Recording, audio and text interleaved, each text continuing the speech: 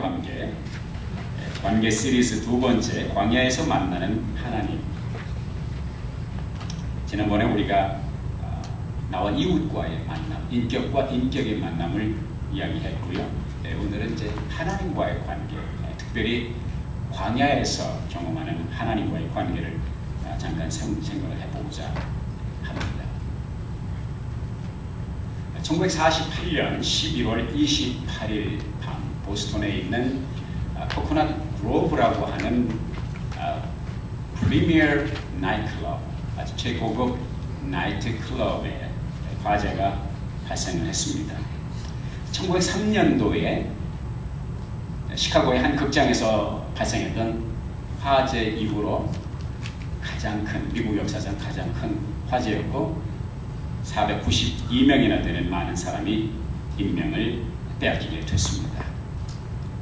그 나이트클럽 가까운 곳에 매사추세츠 하스피털이라고 하는 병원이 있었고 그 병원에 누가 근무했었냐면 에릭 린드만이라고 하는 정신과 의사가 근무하고 있었습니다.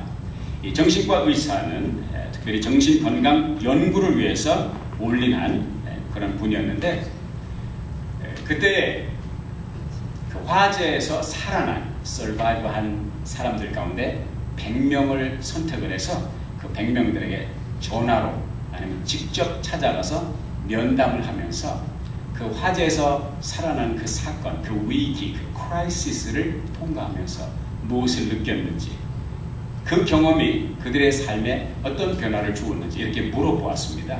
그런데 놀랍게도 그 100명 가운데 85명이 이런 대답을 했습니다. 내가 그 사건을 경험함으로 내 삶이 더 좋아졌습니다. 이렇게 긍정적인 답을 했던 거예요. 어떻게 그런 일이 있었느냐? 첫째로 그 물속에서 살아나는 사건을 통해서 나쁜 습관을 고칠 수가 있었다고 말했습니다. 두 번째는 상실했던 가정과 사랑과 신앙을 회복했다 말을 해주었습니다. 그리고 세 번째가 늘 원망하고 불평하던 악습이 변하여 뭐든지 감사한 마음으로 살아가는 삶의 패턴이 바뀌게 되었다. 그래서 저들의 가정이 회복되고 저들의 관계가 회복되고 저들의 건강이 더 회복되고 더 삶이 업그레이드 되는 놀라운 변화를 체험하게 되었다는 것이죠. 이제 린드만 박사가 그때 연구 논문을 썼는데 그때 썼던 말이 바로 crisis intervention, 다시 말해서 위기 개입이라고 하는 그런 말을 썼습니다. 위기 가운데서 이 위기가 개입돼서 또 위기 가운데서 사람들의 삶의 질이 더 향상된다는 이 놀라운 사실을 발견하게 되었고 이것이 이제 그 crisis intervention, 위기 개입이라고 하는 단어는 심리학의 아주 유행어가 되었던 것이죠. 그래서 이제 그 아이디어 가운데 생겨난 것이 바로 생명 전화. 생명의 전화, 이제 한국에서도 생명의 전화 많이 하잖아요. 자살하기 전에 전화해가지고 자살을 위기 가운데서 구해주고 이러한 위기 관리 시스템이 만들어졌는데 바로 이 사건 속에서 만들어졌다는 것이죠. 독일의 시인 요한 월프강 반 괴테라고 하는 사람이 이런 말을 했습니다. 고난이 남기고 간 뒤를 보라. 그 고난의 발자국들이 지나간 자리가 기쁨으로 가득 넘치게 된다. 이런 말을 해 주었습니다. 이 세상을 살아가면서 사실 고난과 시련을 좋아하는 사람은 없습니다. 정신이 온전히 백힌 사람이라면 또 고난과 시련을 반가워하는 사람도 없습니다. 정상적인 사람이라면. 그런 문제는 뭐냐면 우리가 원하든 원치 않든 우리가 좋아하든 좋아하지 않든 우리의 인생 속에서 우리의 삶의 여정에서 고난과 시련이 문득문득 불청객이 되어 우리를 찾아오고 우리를 괴롭히고 있다는 사실인 것입니다. 린드만 박사의 설문조사의 내용이 아니더라도 성경에 보면 수많은 페이지 속에서 고난과 시련은 하나님의 감춰진 축복이 있다고 말씀하고 있습니다. 고난과 시련이라고 하는 곳에 하나님의 숨겨둔 축복이 있다고 성경은 말씀을 해주고 있다는 것입니다. 대표적인 예가 시편 119편 71절에 보면 고난당한 것이 내게 유익이다 그랬어요. 같이 해봅시다. 고난당한 것이 내게 유익이다. 어떤 사람은 그런 표현을 했습니다. 축복은 고난과 시련이라고 하는 보자기에 쌓여서 온다. 그런 말을 했습니다. 그러면 이 피하고 싶은 괴로운 고난, 피하고 싶은 시련이 우리 인생에 어떻게 도움이 되냐? 왜 유익이 되냐? 그래서 어디서 우리가 그것을 해볼 수 있습니까? 출애굽의 역사 속에서 이스라엘 백성들이 가나안 땅을 향해서 갔던 그 출애굽의 여정 속에서 그 사실을 발견하게 됩니다. 여러분과 제가 아는 대로 이스라엘 백성들이 애굽에서 탈출해가지고 제일 먼저 건넌 그 바다가 있었죠. 무슨 바다죠? 홍해 바다. 홍해 바다를 건너고 제일 먼저 밟은 땅이 가나안 복지였느냐? 아니란 말이죠. 저들의 여정은, 저들의 목표는 분명히 가나안 땅이었지만 가나안에 가려고 애굽에서 이집트에서 탈출했는데 저들이 밟은 땅은 가나안 땅이 아니고 광야였습니다. 소위 말해서 시내 광야였습니다. 왜요? 이유는 간단한 거예요. 지리적으로 보니까 홍해를 건너서 가나안 땅을 가려면 시나이 반도 광야를 거치지 않고는 갈 수가 없거든요. 그것이 바로 저들이 광야라고 하는 땅을 밟게 된 이유입니다. 자, 이것을 한번 우리의 삶 속에 대입하기 위해서 공식을 한번 만들어 보자고요. 무슨 얘기냐면, 자, 가나안 목적지를 우리가 그토록 사모하고 누리고 싶어하는 축복이라고 생각을 해보자고요. 그렇게 한번 정의를 해보고 대입을 시켜보자고요. 그리고 광야라고 하는 광야, 잠시 후에 이제 말씀하겠지만은 광야라고 하는 것은 그렇게 달가운 곳이 아닙니다. 광야를 우리의 삶의 시련과 역경이라고 생각을 해보자고요. 가나안을 가려면 시나이 반도 광야를 꼭 거쳐야 되듯이 우리 축복의 땅을 밟으려면 어느 과정을 거쳐야 되느냐? 시련과 고난의 과정을 거쳐야 된다는 것이죠. 이게 바로 하나님의 공식이죠. 같이 해봅시다. 시작. 광야 없는 축복은 광야 없이, 광야를 밟지 않고 가나안 땅을 밟을 수 없듯이 시련과 역경의 땅을 밟지 않고 하나님의 축복의 땅을 누릴 수가 없다는 것이 하나님께서 우리들에게 주신 공식입니다. 아브라함도 그랬고 이삭도 그랬고 야곱도 그랬습니다. 그리고 요셉도 한결같이 이 광야를 거치면서 축복의 땅을 밟았다는 것을 엄연한 성경 속의 페이지 속에서 우리가 발견하게 되는데요. 고대 역사뿐만 아니라 근대사에서, 미국의 역사에서도 그것을 보게 됩니다. 루즈벨트 대통령, 우리가 잘 아는 대로 어려서 소아마비를 앓으셨고, 그리고 결국은 휠체어를 타고 다녀야 되는 그런 신체적으로 어려움을 겪었지만 그분이 미국의 대통령이 됐어요. 굉장히 영향력 있는 미국의 역사에서 정말 손꼽히는 영향력을 미쳤던 위대한 대통령의 삶을 살았어요. 그가 어려움을 겪었기 때문에 신체적 고통이라, 어려움이라고 하는 그 소아마비라고 하는 또 휠체어라고 하는 어려움을 극복하고서 위대한 하나님의 축복의 땅을 밟았던 것을 우리는 알게 됩니다. 시각장애인으로 참 평생을 살았던 강영우 박사 알죠? 얼마 전에 세상을 떠나셨습니다만 시각장애, 앞을 보지 못하시는 분인데 미국 백악관에 입성을 해서 백악관을 뿐만 아니라 미국뿐만 아니라 전 세계 어둠 속에 그늘 속에 살아가는 사람들에게 엄청난 등불을 밝혀주고 희망의 메시지를 보냈던 강영우 박사를 우리는 잘 알고 있습니다. 이분도 역시 고난의 광야를 거친 거예요. 미우라 아야코 아시죠? 빙점을 썼던 미우라 아야코. 미우라 아야코가 어떻게 빙점을 썼느냐, 그 세계적인 불후의 명작을 썼느냐, 병석에 누워있으면서 그 고통 속에서 빙점을 썼던 거예요. 아브라함 링컨 두말할 나위 없죠. 얼마나 그가 정치에 입문하면서 선거에서 낙선되는 패배를, 그 쓰디쓴 낙선을 많이 겪었습니다. 계속 낙방, 낙선. 그럼에도 불구하고 그는 포기하지 않고 결국은 그 시련의 과정, 고난의 과정을 거친 후에 미국의 제16대 대통령이 되는 놀라운 축복의 땅을 밟았던 것을 알고 있습니다. 사실이요, 이스라엘 백성들이 홍해를 나와서 가나안 땅을 밟는, 가나안 땅까지 가는 데는 그 코스가 그렇게 먼 코스가 아닙니다. 멀다면 멀고 짧다면 짧지만 걸어서 2주일이면 갈 수 있는 곳입니다.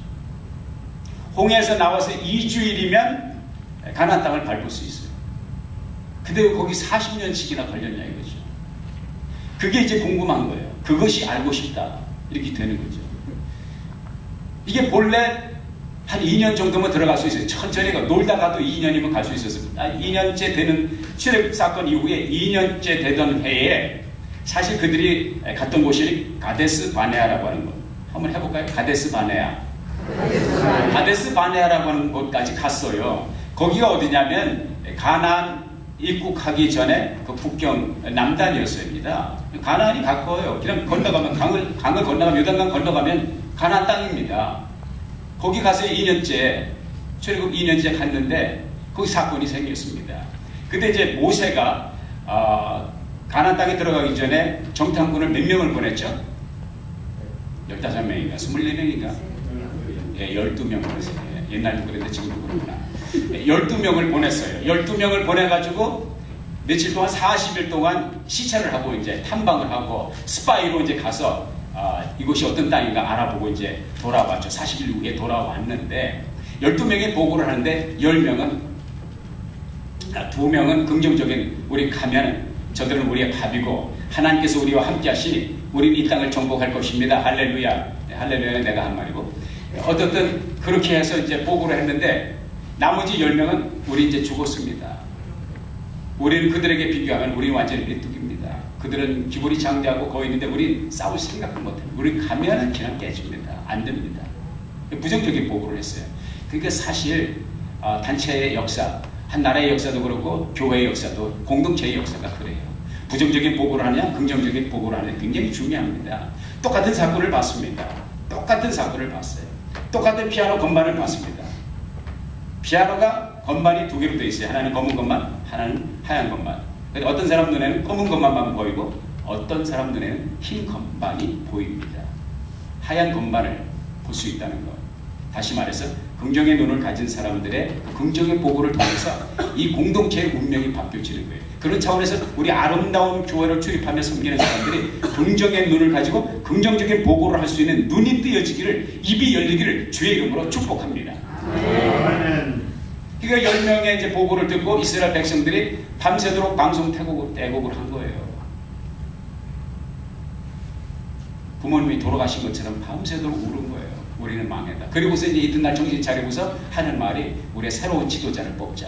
모세 믿고는 우리는 망한다. 모세 믿었다가는 우리는 망한다. 새로운 지도자를 뽑고 이집트로 다시 돌아가자. 이런 운동을 벌인 거예요. 그때에 그것을 보고 하나님께서 결심하신 것이 뭐냐면 너희는 안 된다. 너희는 안 된다. 이게 무슨 얘기냐면 하나님이 가나안 복지라고 하는 축복의 땅을 이미 준비해 놓으시고 예비하시고 약속하셨어요. 하나님이 내가 개런티한다 하셨어요. 그런데 그 민수기 12장, 13장, 14장에 나오는 그 사건을 통해서 보면 하나님을 원망하고 불평하며 불신을 퍼부어댈 때에 그리고 모세를 지탄하면서 우리는 애굽으로 돌아가야 된다 말할 때 하나님께서 결심한 것이 너희는 안 된다. 뭐가 안 된다? 가나안 땅에 들어갈 수가 없다. 왜?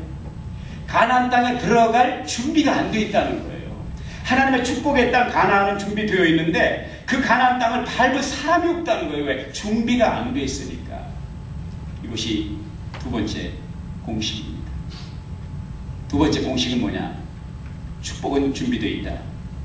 그러나 축복을 담을 그릇이 준비되고 축복을 받을 인격을 가진 사람이 그 축복을 누린다는 것입니다. 아주 중요한 것입니다. 그래서 그 사건 이후로 이거 조금 이따 나와야 돼요. 그 사건 이후로 하나님께서 이스라엘 백성들에게 소양 교육을 하시게 돼요. 제가 미국에 이제 오기 전에 유학생으로 오기 전에 여권을 냈는데 그 당시 이제 외무부죠. 외무부 그 당시 외무부 교육을 받으라고 그러더라고요. 여권을 받으려면 무슨 교육이냐 그랬더니 소양 교육을 받아야 된대. 그래서 소양 교육이 뭐냐 그러니까 대한민국 국민으로서 비행기를 타고 외국에 나가려면 거기에 합당한 소양이 되어 있어야 된다. 그래야 당신들이 외국에 가서 국가 망신을 안 시킨다. 그리고 외국에 가서 적응을 할 수 있는 준비가 된다. 그래서 제가 소정의 소양 교육을 이래봬도 제가 그런 거 받고 온 사람입니다. 여러분은 받았는지 모르겠지만 제가 그거 아주 그 좋은 성적으로 시험은 안 봤지만 합격을 하고 제가 여권을 받아가지고 미국에 온 사람이에요. 하나님께서 이스라엘 백성들을 요단강 건너서 가나안 땅에 들여보내기 전에 딱 보니까 소양 교육이 필요하다. 그 소양 교육 하는데 성경에 보니까 민수기에 보니까 뭐라고 해요? 38년이 걸렸어요. 38년 걸릴 일이 아닙니다. 38년 걸릴 일이 아니에요. 38일이면 끝날 수 있는 소양 교육은 38년 걸려요. 그러니까 처음부터 시작을 해서 홍해를 건너부터 시작을 해서 40년 동안 소양 교육을 받은 것입니다. 그 소양 교육의 커리큘럼은 무엇이냐? 오늘 본문 말씀에 말씀해 주고 있어요. 첫째, 너희를 어떻게 하시고 낮추시고, 둘째, 너희를 시험하시고, 셋째, 내가 하나님의 말씀을 순종하는가 아니하는가 시험하여 보고 그리고 순종의 사람으로 만드는 것. 이것이 하나님의 40년 소양 교육의 목적입니다. 첫째 낮추시고, 둘째 뭐 하시고? 네, 쇼트 메모리가 별로 없으시네. 시험하시고, 해보자고요. 낮추시고, 시험하시고, 순종하는 사람 만들기. 이 40년 동안 하나님의 교과 과정, 40년 소양 교육의 커리큘럼은 그것입니다. 낮추시고, 시험하시고, 순종하는 사람 만들기. 요거 간단하게 이것만 하면, 근데 이거 하는데 40년이 걸렸는데 참 안타까운 것은 40년이 걸렸어도 안 되는 사람 안 됐다는 것이죠. 이 세 가지 낮추시고 시험하시고 순종한다. 요거 하기 전에 자, 왜 하나님께서 광야로 뭐로 가셨는지 한번 생각을 해보자고요. 광야에는 없는 것 세 가지가 있어요. 뭐게요? 물 볼까요? 잠깐만요. 진짜 물이네. 그 다음에 둘째 뭐 없을까요? 네? 식량. 어디 봅시다. 진짜네. 그 다음에 세 번째 뭐가 없을까요? 네, 나무. 네, 그렇죠. 나무가 없을 수도 있는데 또 어떤 데 또 있더라고요. 또 가끔. 네. 본문 뒤에도 보면 이제 일림에 가서 종려나무도 있고 이제 그랬어요. 그런데 집이요. 집이 없다. 예, 맞는 말씀이에요. 틀림없이 맞는 말씀. 나올 때까지 계속 번역의 전법을 한번 써봅시다. 쏘다 보면 맞는 게 있겠지. 또 뭐 있을까요? 사람이 그렇죠. 사람이 없어요. 예, 맞는 말씀입니다. 뭐가 없어요? 그늘이 없다. 맞는 말씀입니다. 예, 그런데 이제 제가 요구하는 답은 이제 뭐였냐면은 요게 없었다는 거죠. 다 같이 지도가 없어요. 광야에 지도가 없어요. 자, 풀이 없고, 물이 없고, 먹을 양식이 없고, 밥이 없고, 빵이 없고, 지도가 없다. 이게 그냥 속된 표현으로 하면 되는 일이 없다는 거예요. 되는 일이 없다는 거예요. 너무나 힘들다는 거예요. 너무나 불가능하다는 거예요. 살아남기 힘들다는 거예요. 그래서 광야로 가면 어디를 쳐다보느냐? 하늘을 쳐다보는 거예요. 그 영어 속담에 그런 말이 있습니다. 참호 속에는 무신론자가 없다. 그런 말이 있어요. 참호. 군인들이 싸울 때 들어가서 숨어있는 그 참호. 전쟁 속에서 총알이 빗발치듯 하는 그 참호 속에 몸을 숨기고 있을 때 그 자리에 무신론자는 없다는 거예요. 왜? 다 하나님 살려달라고 기도하고 있습니다.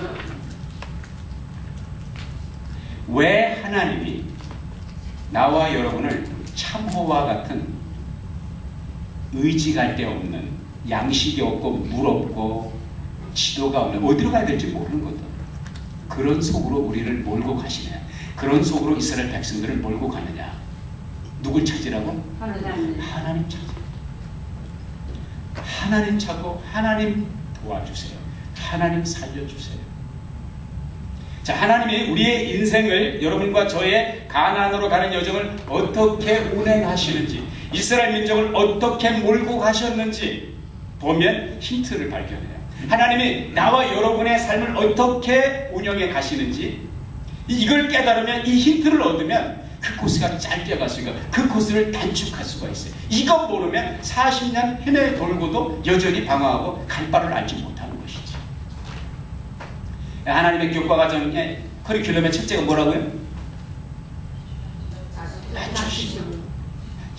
이 낮추신다는 것은 겸손하게 한다는 거예요. 낮추시고 시험하시고 하나님 말씀에 순종하고, 이건 세 개 따로 노는 단어가 아닙니다. 사실 하나의 패키지입니다.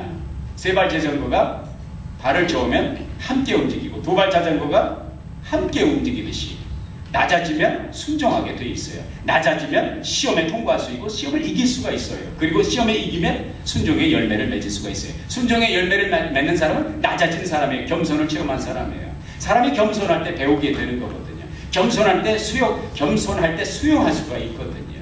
사람이 낮아질 때에 새로 하나님의 길을 구하게 되는 거예요. 세상에 태어나서 배운다는 것이 책상머리에서만 배우는 것이 아닙니다. 인생을 살아가면서 우리의 여정은 매일같이 배움의 과정이에요. 하나님이 우리들에게 매일같이 새로운 커리큘럼, 그 커리큘럼을 따라서 우리가 배우고 업그레이드 되도록 허락하시는 장입니다.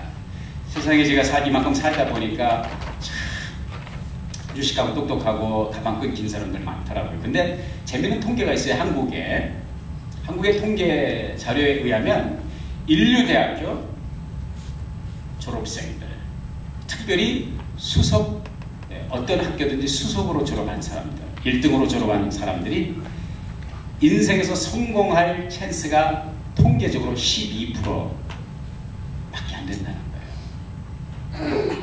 KS 마크 찍었는데 KS 마크 찍었다고 해서 다 성공하는 것이 아니에요. 그 중에서 12% 아니면 12%도 안 되는 사람만이 인생에서 성공한다. 그런데 학벌도 시원찮고 학교도 시원찮고 성적순도 별것 없는데 오히려 더 많은 사람들이 성공한다는 거예요.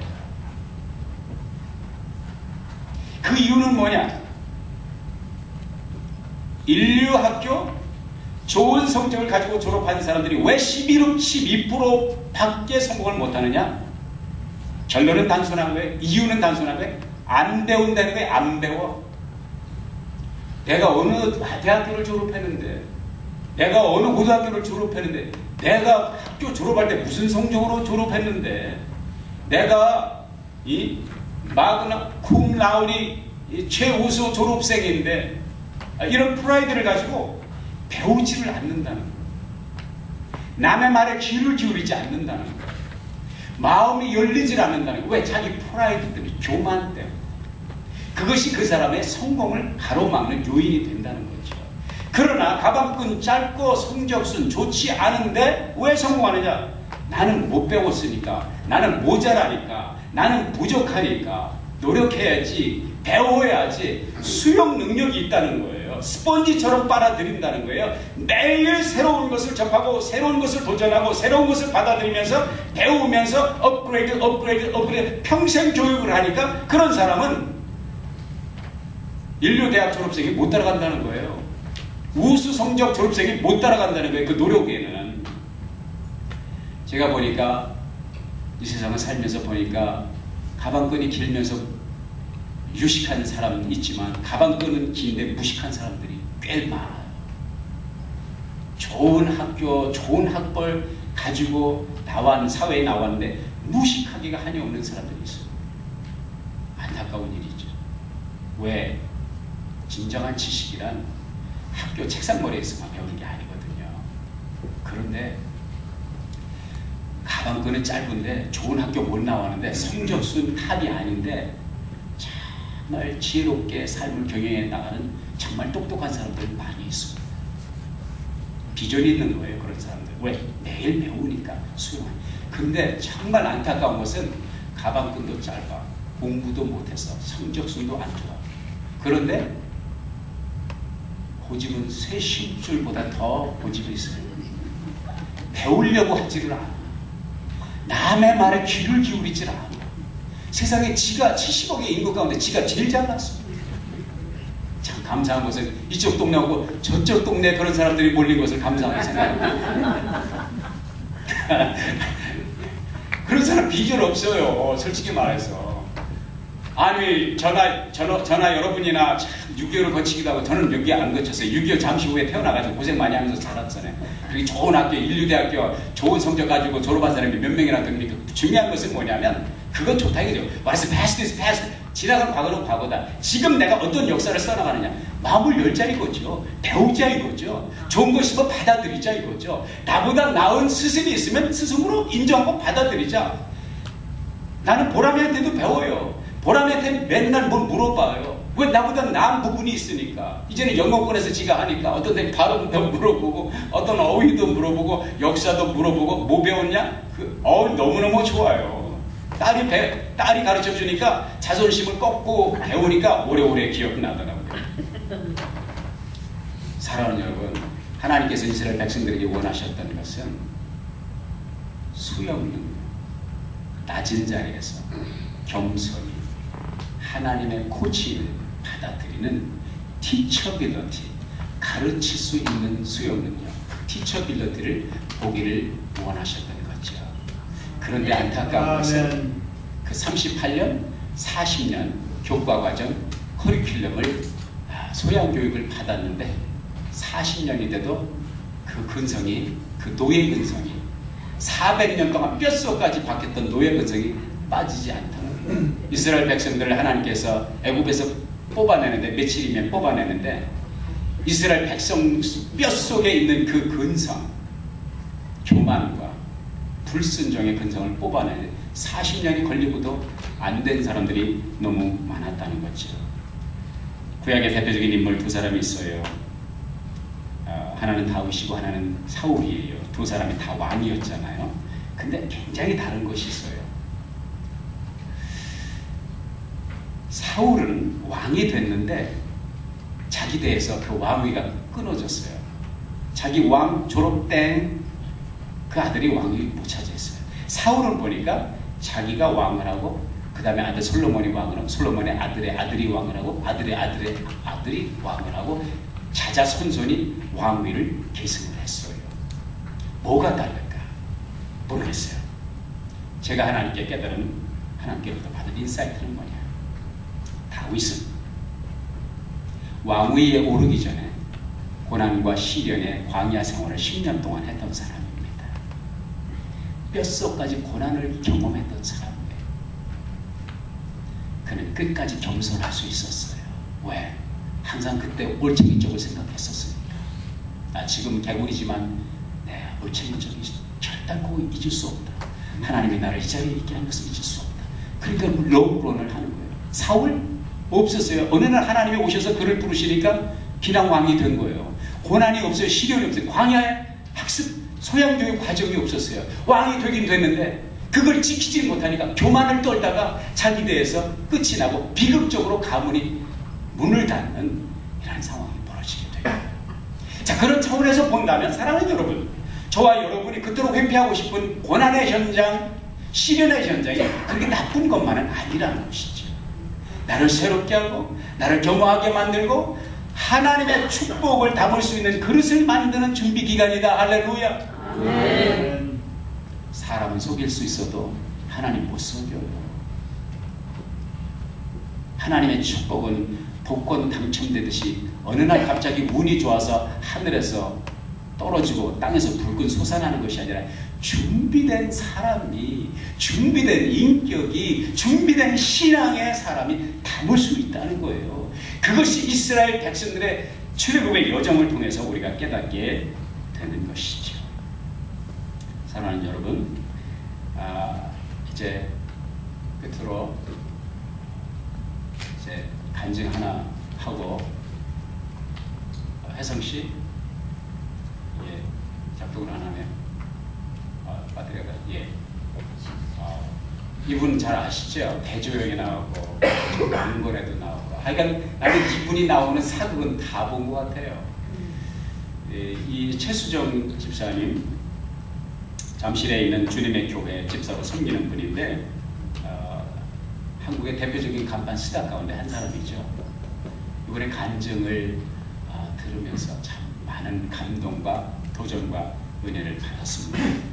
1991년부터 굿 네이버스 선교단체 조인해서 친선 대사로 세계 오지들을 돌아다니면서 벵글라데시, 캄보디아, 또 북한, 평양 이런 데 다니면서 어려운 아이들, 불우아동들을 돕는 이런 친선 대사 역할을 하고, 그리고 한국에서도 독거노인, 고아원, 고아원 이런 아이들 돌보는 아이들이 없는 부모들이 없는 그 아이들 돌보는 그 일을 성실로서 해오는 분인데 아버지가 옛날에 청와대 근무했을 때 근데 청와대에서 나와가지고 파라과이로 이민을 갔는데 이민 가서 이제 사업을 했는데 처음에 괜찮게 됐대요.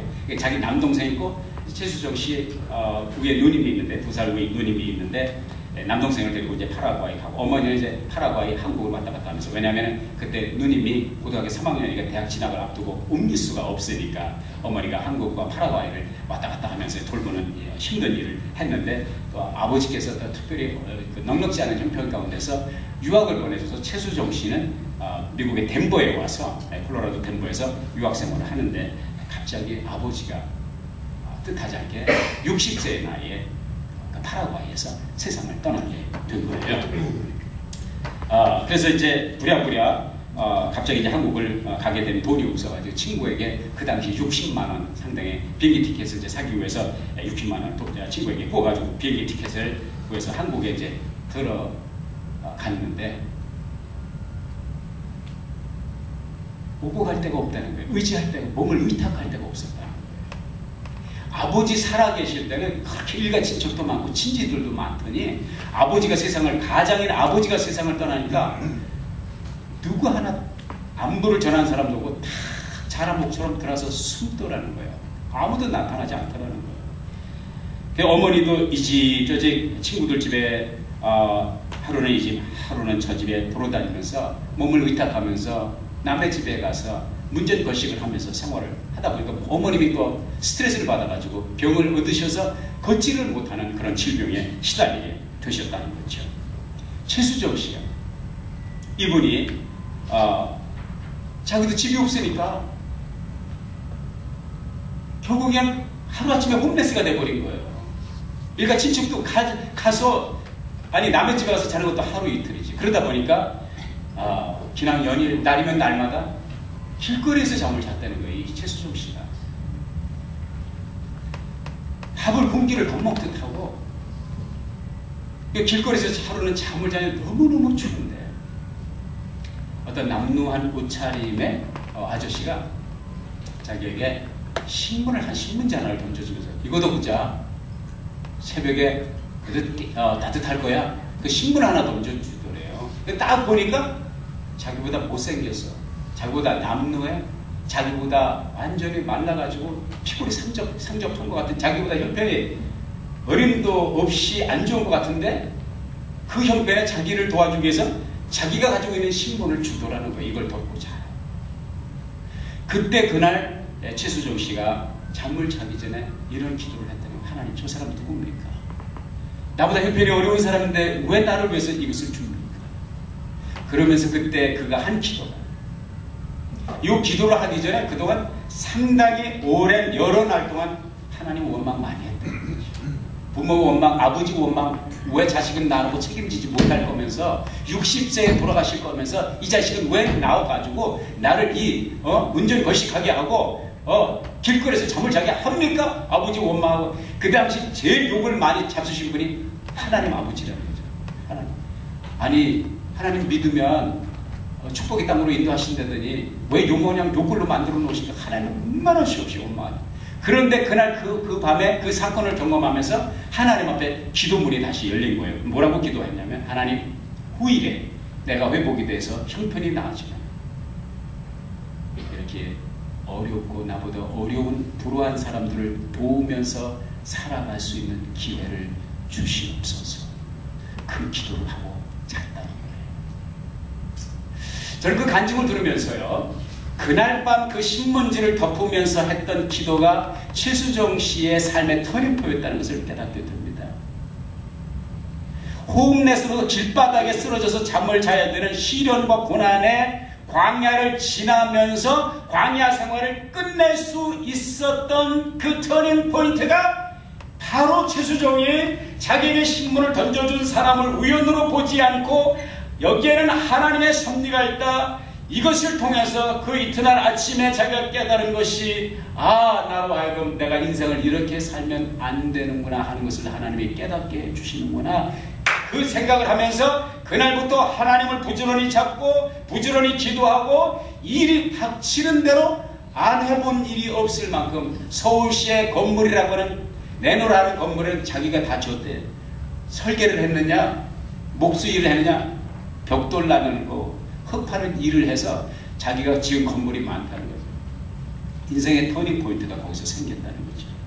무슨 얘기입니까? 40년이 걸려도 안 되는 건 안 됩니다. 우리가 40년이 필요한 것이 아닙니다.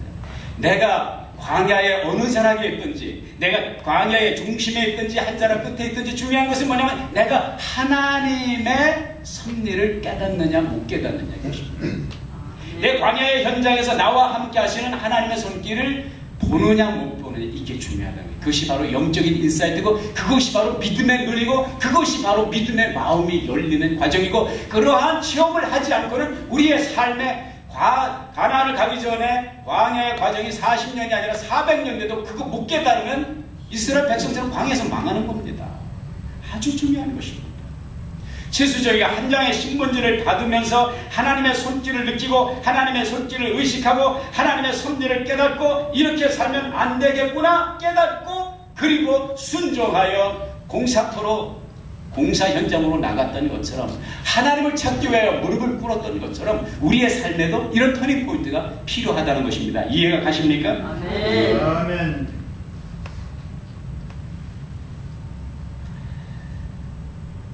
그러다가 어느 날 공사장에서 이제 일을 하고 이렇게 있는데, 하루는 고등학교 3학년 여학생을 과외를 시켜달라고 누가 부탁을 하더래요. 그래서 이제 과외를, 이제 외국에서 den버에서 공부도 하고 그랬으니까 이제 그랬을 거 아니에요. 그 당시만 해도 외국물을 먹었다 그러면 좀 알아주잖아요, 그죠? 그 고등학교 3학년 여학생 과외를 시키는데 밤중에 가서 알고 보니까 그 여학생, 고등학교 3학년 여학생의 아버지가 KBS 방송국의 예능국 국장이었다는 거죠. 그 최수정을 딱 보는 순간, 야, 너 영화 한번 안 찍어볼래? 배우 한번 안 해볼래? 그러더래요. 최수정이가 그때 너무 배고프고 힘들고 어려워서 하는 말이, 그거 하면 돈 줘요? 이렇게 물어봤다는 거예요. 인기고 뭐고 아무 관심 없고 그냥 돈이 생겨. 왜냐면 어머니도 너무 어렵고 파라과이 동생도 힘들고 자기도 힘드니까 홈레스 생활 청산해야 됩니다. 그래서 제일 먼저 찍었던 영화가 사랑이 꽃피는 나무, 사랑이 꽃피는 나무라고 하는 영화를 찍었다는 거죠. 근데 그게 소박이 아니라 무슨 박이 터져서 대박이 됐어요. 그게 한 2달 있다가 보니까 길거리에 지나가면 막 아이들이 와! 최수정하면서 소리를 지르더니 저것들이 왜 저러나 그랬더니 나중에 보니까 어느 날 자기가 한국의 청춘 스타가 되어 있더라는 거죠. 하나님이 띄우면 이렇게 띄울 수 있습니다. 아멘? 아멘. 터닝 포인트는 하나님이 만들어 주시는 거예요. 사람과 사람이 만나는 것도 우연이 아니고 하나님의 네트워킹이 있습니다. 하나님의 섭리 가운데 이렇게 만나야 돼요. 아멘. 돈 쫓아다닌다고 해서 돈이 생기는 거 아니고, 사람 쫓아다니면서 사람 만나는 게 하나님이 붙여줘야 돼. 돈도 붙여주고 사람도 붙여줘야 돼. 아멘입니까? 아멘.